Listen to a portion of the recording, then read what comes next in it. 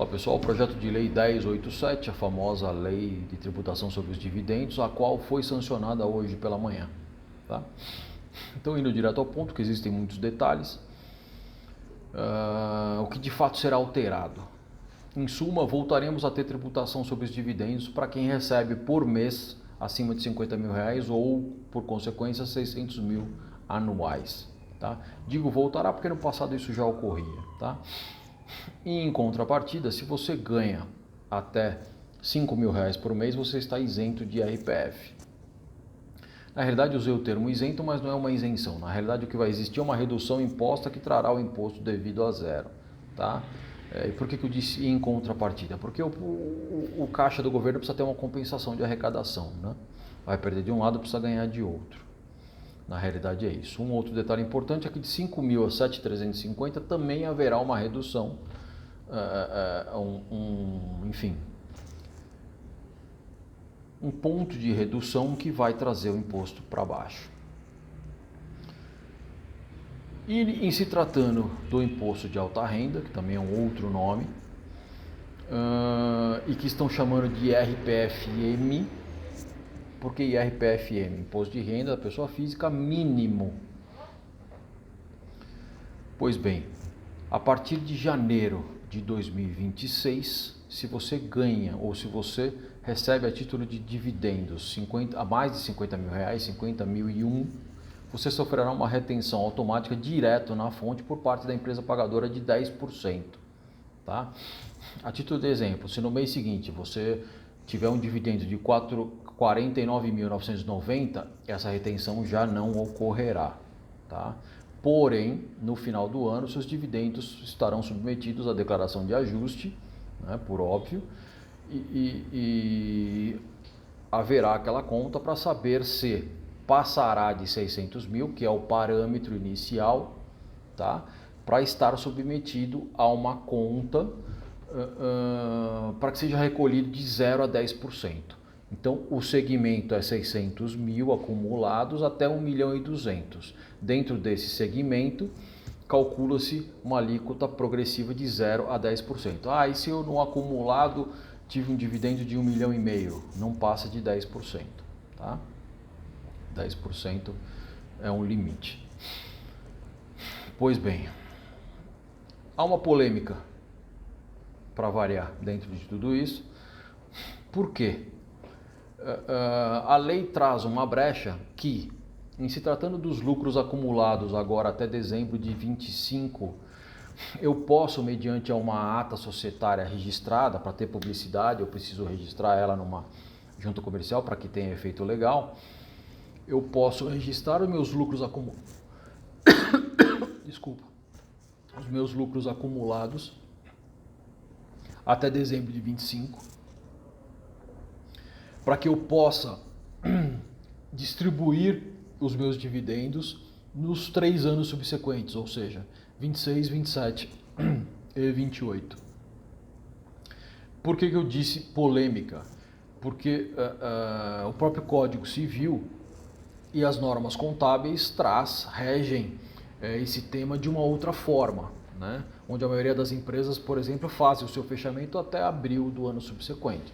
Então nós teremos que fazer ou um balancete preliminar ou um fechamento precoce, vamos dizer assim, para que eu possa formalizar isso em ata societária e ter a habilitação legal de distribuir isso em 26, 27 e 28 sem a tributação, isento de tributação. Tá? Mas eu não quero distribuir lucro agora.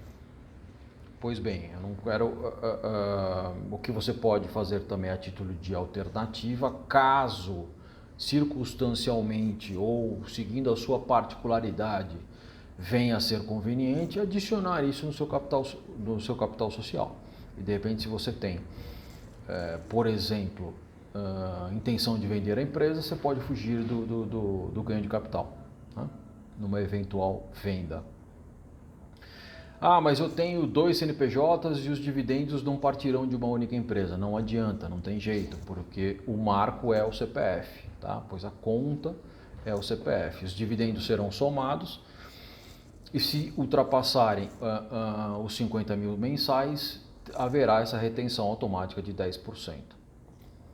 Agora, se você receber 45 mil reais da empresa A e 45 mil reais da empresa B, será interessante porque essa retenção mensal não acontecerá e eu só serei submetido à declaração de ajuste no ano subsequente. Senão vai estar retendo, por exemplo, todo mês eu tenho um dividendo de 50 mil, vai estar retendo todo mês 5 mil, que são os 10%, e esses valores estarão retidos para que lá na frente eu possa ter essa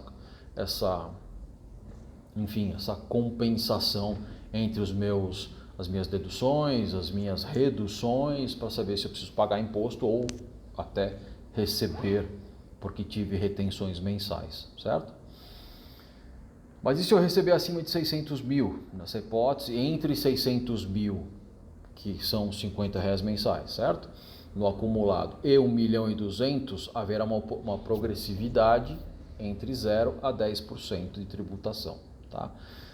Se passar de 1.200.000, não importa, pois a alíquota será a mesma, tá? Fixa de 10%. E quanto à soma desses valores, o que entra nesse cálculo acumulado? Tudo, tá? Rendimentos tributáveis e não tributáveis.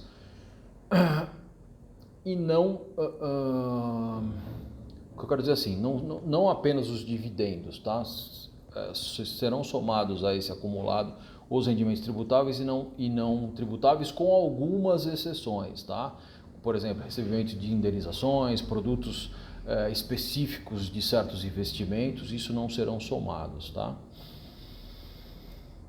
Pois bem, como será a conta de progressividade entre esses 600 mil, que é o marco inicial, e 1.200.000, que é o marco final? Lembrando, 0 a 10%. Né?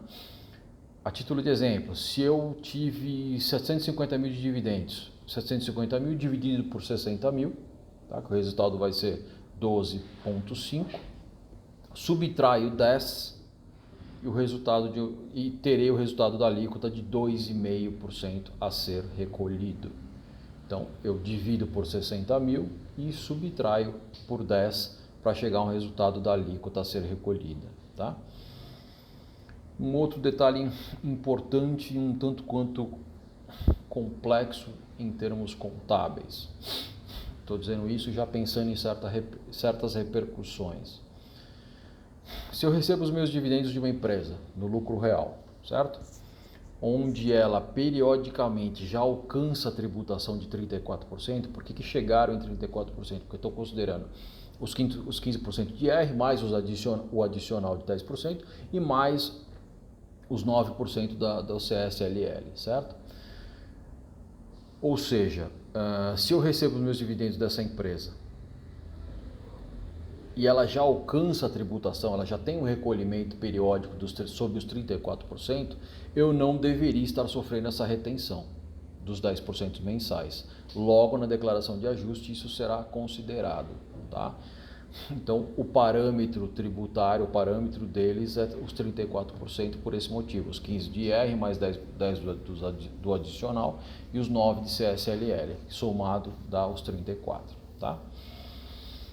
Uma outra hipótese a ser refletido, lembrando que tudo isso vai depender do seu caso particular, do seu planejamento individual e singular, certo? Respeitando o seu entorno, a sua condição operacional, a sua empresa, enfim, considerando tudo o que precisa ser considerado para que se faça um planejamento diante dessa lei, tá? E se eu distribuir, por exemplo, da empresa A para uma holding controladora, para uma empresa B, que consta no quadro societário, terei tributação? Não, tá? Porque a lei é muito clara, dizendo que a tributação é apenas de pessoa jurídica para pessoa física, tá? Dependendo do seu objetivo e circunstâncias particulares, pode ser conveniente, tá bom? Pois bem, essas são as informações que eu gostaria de passar a vocês. Eu e minha equipe seguimos à disposição dos senhores para todo e qualquer planejamento ou consulta. Um grande abraço a todos.